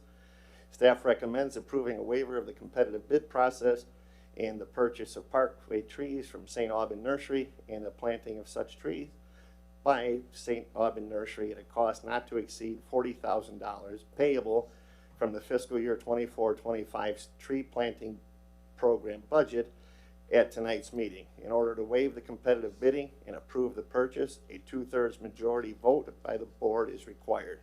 Therefore, make a motion to approve a waiver of the competitive bidding process in lieu of solicitation of competitive proposals and the purchase of parkway trees from St. Albans Nursery and the planting of such trees by St. Albans Nursery at a cost not to exceed $40,000. Second. Motion and a second. Discussion. Trustee Sheehan. They do a quality job. What I've seen, they deliver a quality product I support. Any other comments from the board? Seeing none, Megan, call the roll. Trustee Zora? Yes. Trustee Council? Yes. Trustee Sheehan? Yes. Trustee Caputo? Yes. The motion passes unanimously, Mr. President. Thank you, Megan. Next, we'll move on to the IDOT resolution and engineering services agreement for the 300 and 400 block of Park Road Improvement Project. Purpose is to approve a resolution with the Illinois Department of Transportation to utilize motor fuel tax funds for the upcoming Park Road resurfacing project and to approve an IDOT engineering services agreement with Hancock Engineering. General background, IDOT requires the village board to pass a resolution to appropriate MFT funds for large-scale roadway projects and approve an engineering service agreement when using MFT funds for such projects. Staff also seeks the board's approval of the professional service agreement with Hancock so the design can begin, obtain IDOT approval, and be ready to go for bid in late April or early May. The timing of this project is critical as construction is taking place along Park Junior High. The contractor, to be approved later, must begin right after school lets out for the summer break. Phase 2 engineering design will occur this fiscal year with Phase 3 engineering construction occurring in fiscal year 25-26. Staff recommends approval of both these documents. Therefore, we have two motions here. I'll read the first one. Motion to adopt a resolution for improvement under the Illinois Highway Code for the expenditure of $1,060,000 in MFT funds for the Park Road Improvement Project. Second. Motion and a second. Discussion. Trustee Sheehan. Pretty cut and dry, Mr. President. I support. Any other comments from the board? Seeing none, Megan, call the roll. Trustee Zora? Trustee Council? Yes. Trustee Sheehan? Yes. Trustee Caputo? Yes. The motion passes unanimously, Mr. President. Thank you, Megan. Okay, motion 2, to approve a resolution authorizing the approval and execution of a local public agency engineering services agreement, IDOT Form BL05530, between the Village of LaGrange Park and Hancock Engineering Company for the performance of Phase 2 design and Phase 3 construction engineering services relating to the 300 and 400 Park Road Improvement Project and approving the expenditure of motor fuel tax funds to pay for the services not to exceed engineer's fee, $235,000. Second. Motion and a second. Discussion. Trustee Sheehan. Same thing, Mr. President, cut and dry support. Any other comments from the board? Seeing none, Megan, call the roll. Trustee Zora? Yes. Trustee Council? Yes. Trustee Sheehan? Yes. Trustee Caputo? Yes. The motion passes unanimously, Mr. President. Thank you, Megan. Okay, and lastly, unless you'd like me to keep going, change order number 1, fiscal year 24-25 sewer lining project. The purpose is to consider one change order to the fiscal year 24-25 sewer lining project. General background, at the March 11th, 25 village work session meeting, the village board awarded National Power Rotting a contract for sewer lining at various locations in the amount of $119,332. The village budgeted $200,000 in the sewer fund, capital outlay 51070805010 for this project. Due to favorable pricing, bless you. Due to favorable pricing, staff is presenting this change order to the village board for their consideration to increase the contract amount by approximately 47% to include additional work which is permissible under state statute. With this change order, the total project cost is still well under budget. Change order 1, additional sewer lining, $56,045, is to increase total footage of lining, which includes pipe sizes of 15-inch and 18-inch sewers, reinstatement of service connections, and trim protruding taps. Staff recommends we approve this tonight. Therefore, I make a motion to approve an ordinance approving change order number 1 with National Power Rotting Corporation for sewer lining work as part of the fiscal year 24-25 sewer lining project, and authorizing the expenditure of village funds in the amount of $56,045 to pay for such work. Second. Motion and a second. Discussion. Trustee Sheehan. With the aging infrastructure, Mr. President, I totally support this. More is better. Any other comments from the board? Seeing none, Megan, call the roll. Trustee Zara? Yes. Trustee Council? Yes. Trustee Sheehan? Yes. Trustee Caputo? Yes. The motion passes unanimously, Mr. President. Thank you, Megan. That's all I have, Mr. President. Thank you, Trustee Sheehan. Moving on to Finance Committee, I move Trustee Lautner's absence. Trustee Caputo. Yes, thank you, President DeCipio. I have the financial update for February 2025. This memo summarizes the village general fund financial performance through February 2025. The village has completed 10 months or 83% of the fiscal year 2025, which began May 1st and concludes April 30th of 2025. The detailed revenue expense report and comparison charts are also attached for review. Fiscal year to date general fund revenue, $9,144,404 is at 78.1% of the annual budget of $521,723, or 6.1% higher than last year. Property tax receipts are $270,930, or 10.8% greater than last year, primarily due to timing of receipts.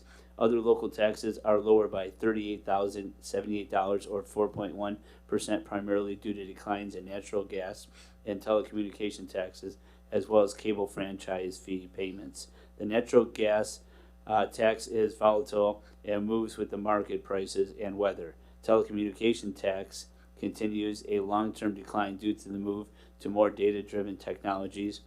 Cable franchise fees are now in a similar long-term decline as streaming replaces traditional cable services. Intergovernmental receipts are up $271,718, or 8.3% from last year.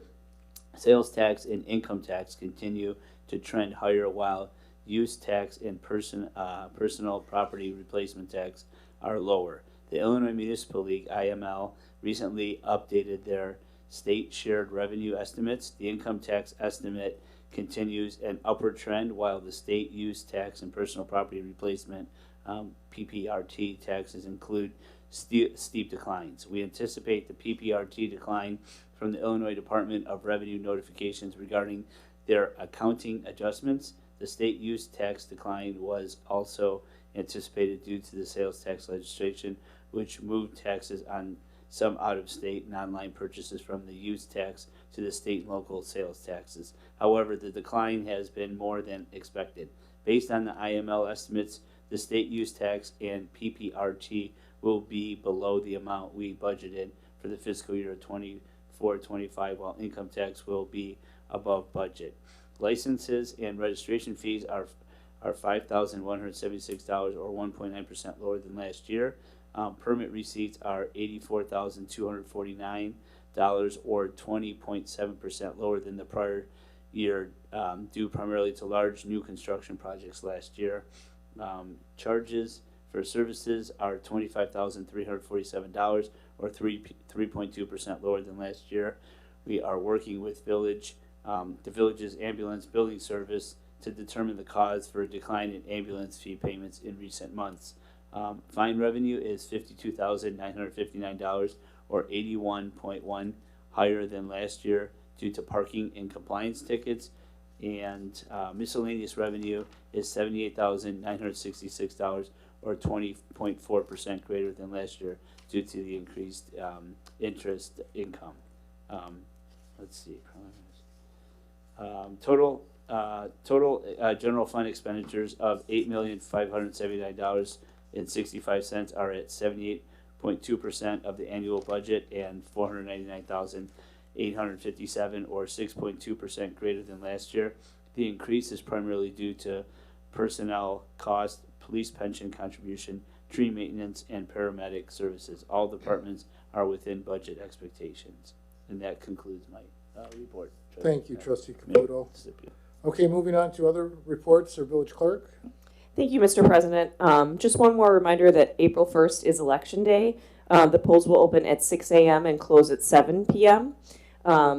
Additional information about voting locations and voting details can be found at cookcountyclerkil.gov/elections. And that's all I have. Thank you. Thank you, Megan. Our village treasurer. Our village engineer. Council. And commercial revitalization, the absence of Trustee Stewart. Trustee Zora. Thank you. The village is hosting a public event to kick off the LaGrange Road Traffic Safety Improvements Project on Wednesday, April 23rd from 5 to 7 p.m. at the LaGrange Park Public Library. This project aims to enhance safety, accessibility, and connectivity along the corridor. Community input is a central part of the process, so we hope you will join us for this event to learn more about the project and share your questions and feedback. Visit the village's website for more information. The village board approved the branding and identity plan at the March work session meeting. This comprehensive plan introduces a new LaGrange Park logo, signage, and other components designed to improve navigation and establish a cohesive identity for our village. Thank you to the many residents and community stakeholders who participated in community engagement activities, helping shape the vision for this plan. We anticipate that these materials will begin rolling out this summer. Visit the village's website.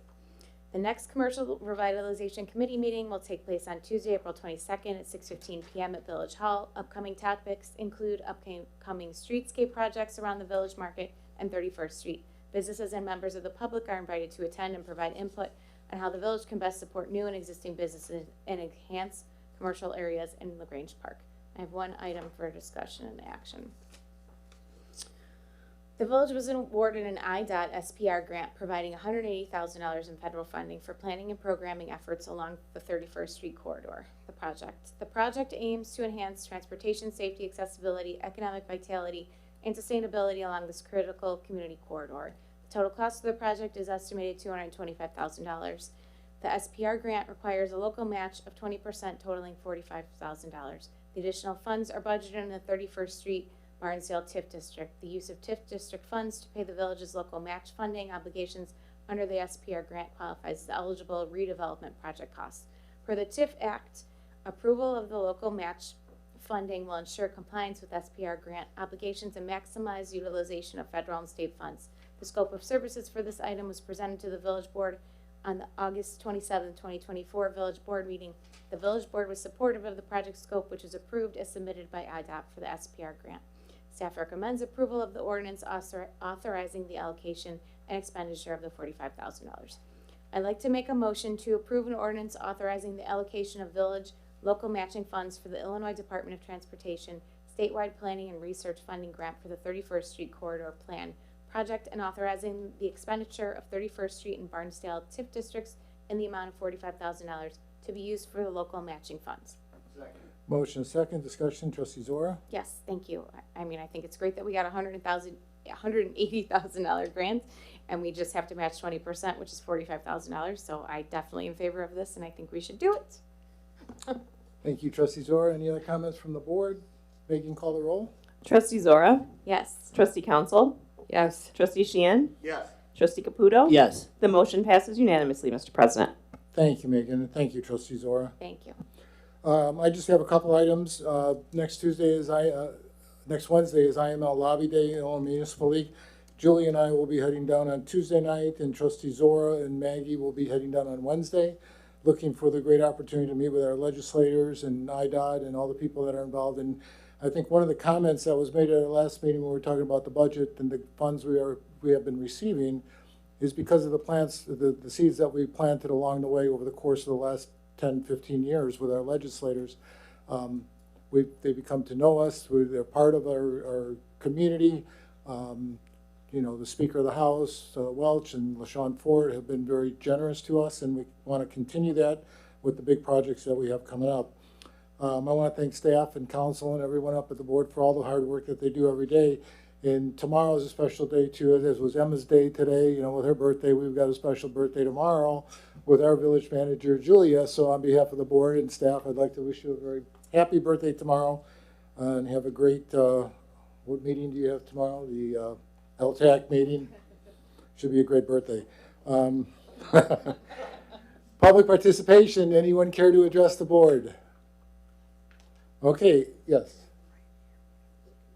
Oh, I am so sorry. Thank you, Council. Before my report, and I'll backtrack a little bit here, motions to approve committee and collectors reports as presented. So moved. All those in favor? Aye. Okay. Thank God for council, see?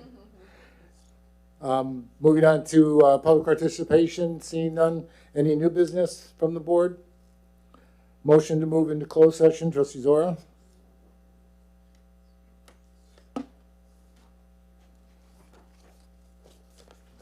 For the purpose of discussing the section of a person to fill a village commission committee according to 5 ILCS 120/2 C21. We have a motion to have a second. Motion and a second. Megan, call the roll. Trustee Zora? Yes. Trustee Council? Yes. Trustee Sheehan? Yes. Trustee Caputo? Yes. The motion passes unanimously, Mr. President. Thank you, Megan. We'll move down to the table for executive session.